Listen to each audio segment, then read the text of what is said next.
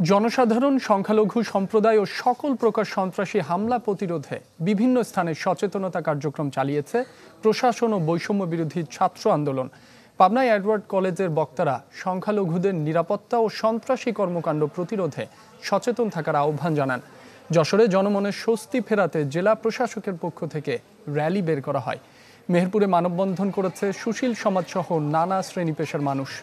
খাগড়াছড়িতে আইন শৃঙ্খলা পরিস্থিতি স্বাভাবিক করতে সবার সহযোগিতা চেয়েছে প্রশাসন ও বৈষম্য বিরোধী ছাত্র আন্দোলনের প্রতিনিধিরা।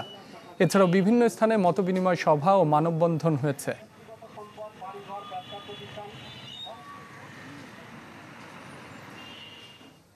ঝিনাইদহের পরিস্থিতির খবর জানাতে সরাসরি যোগ দিচ্ছেন সাদ্দাম হোসেন। সাদ্দাম, ঝিনাইদহে আইন শৃঙ্খলার সর্বশেষ পরিস্থিতি কেমন?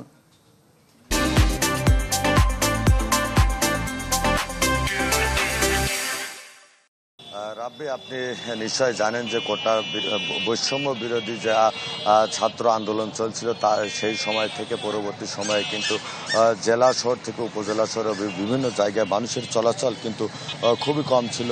কিন্তু আজ থেকে আমরা দেখেছি যে সকাল থেকেই দূরপাল্লার যে যাত্রীবাহী পরিবহন এবং পণ্যবাহী যে যানবাহন সহ ছোটোখাটো যানবাহন রাস্তায় চলাচল করছে এবং জেলা শহর থেকে শুরু করে উপজেলা শহরের বিভিন্ন জায়গায় মানুষ তারা তাদের সেই দৈনন্দিন কাজে বের হয়েছে এবং অন্যান্য সময়ের মতোই স্বাভাবিক সময়ের মতোই কিন্তু আজকে থেকে আমরা দেখছি যে মানুষ রাস্তায় বের হয়েছে এবং আমরা সকাল থেকে দেখেছি যে পুলিশ তারা কিন্তু কর্মবিরতি পালন করছে। ফলে পুলিশের যে দায়িত্ব সেই দায়িত্ব না থাকায় শহরের যে যানজট সেই যানজট নিরসনে কিন্তু স্কাউট এবং বিএনসিসি সহ সাধারণ শিক্ষার্থীরা সেই দায়িত্ব পালন করছে।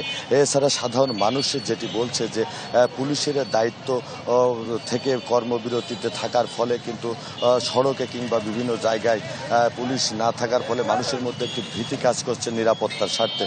তো আসলে সাধারণ মানুষ দাবি করছে পুলিশ যদি তারা তাদের সেই দায়িত্ব সঠিকভাবে পালন করে এবং আগের মতো ফিরে আসে তাহলে হয়তো মানুষের মধ্যে নিরাপত্তার যে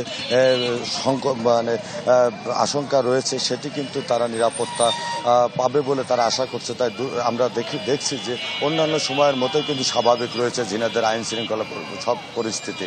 তো রাব্বি, এই ছিল ঝিনাইদহের সর্বশেষ পরিস্থিতি। সাদ্দাম, আপনাকে ধন্যবাদ। দর্শক, ঝিনাইদহের সার্বিক পরিস্থিতি জানাচ্ছিলেন সহকর্মী সাদ্দাম হোসেন।